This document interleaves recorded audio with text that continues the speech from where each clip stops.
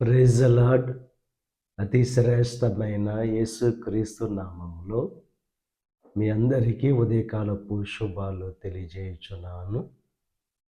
ఈరోజు దేవుడు మనకు అనుగ్రహిస్తున్న అతి శ్రేష్టమైన వాగ్దానము యిర్మీయా 17వ అధ్యాయము 7వ వచనాన్ని చదువుకుందాము.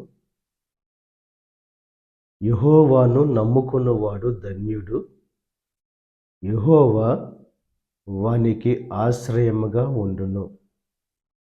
ఎవరు ధన్యులంటే యెహోవాను నమ్ముకున్నవారు ధన్యులు. ఏమిటి ధన్యత అంటే యెహోవా వారికి ఆశ్రయముగా ఉంటారు. ఈ మనుషులను నమ్ముకుంటే మనకు ఆశ్రయముగా ఉండరు కానీ దేవుణ్ణి నమ్ముకుంటే ఆయన మనకు ఆశ్రయముగా ఉంటాడు.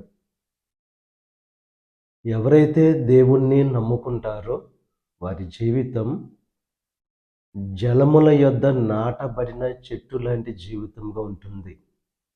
వారి జీవితం పచ్చగా ఉంటుంది.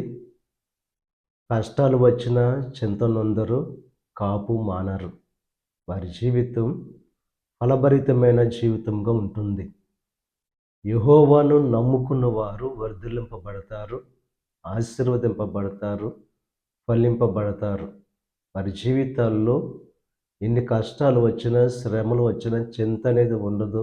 ఎందుకంటే దేవుని మీద నమ్మకం, విశ్వాసం అనేది ఉంది కనుక వారి నమ్మకాన్ని బట్టి, విశ్వాసాన్ని బట్టి దేవుడు వారి జీవితాల్లో శ్రేష్టమైన కార్యాలు చేస్తాడు. కనుక ఉదయకాల సమయంలో దేవుని నమ్ముకొని ఆయన అనుసరిస్తూ ఆయన చేసే కార్యాలు పొందుకోవలసిందిగా ప్రభు పేరట మిమ్మల్ని కోరుచున్నాను. దేవుడు మిమ్మల్ని దీవించి ఆశీర్వదించి మీకు ఆయన ఆశ్రయముగా ఉండునుగాక.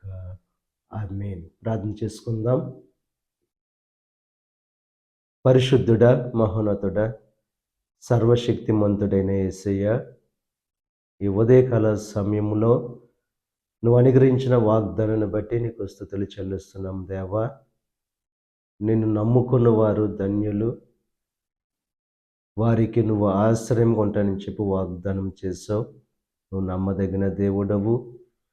ఈ ప్రార్థనలో ఏకీభవిస్తున్న ప్రతి ఒక్కరిని దీవించండి, ఆశీర్వదించండి. ఈరోజు తలపెట్టిన ప్రతి కార్యాన్ని సఫలం చేయండి. వారి రాకపోకల్లో నీకు సహాయం అనుగ్రహించండి.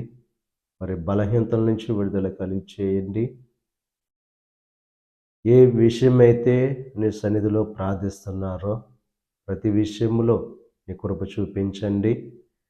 ఈ దిన ఆశీర్వాదాలు ప్రతి ఒక్కరి మీద మెండుగా కుమ్మరింపచేసి నీ దీవులతో నింపి నడిపించమని యేసుక్రీస్తు నామం పేరట వేడుకొనుచున్నాం తండ్రి. ఆమేన్.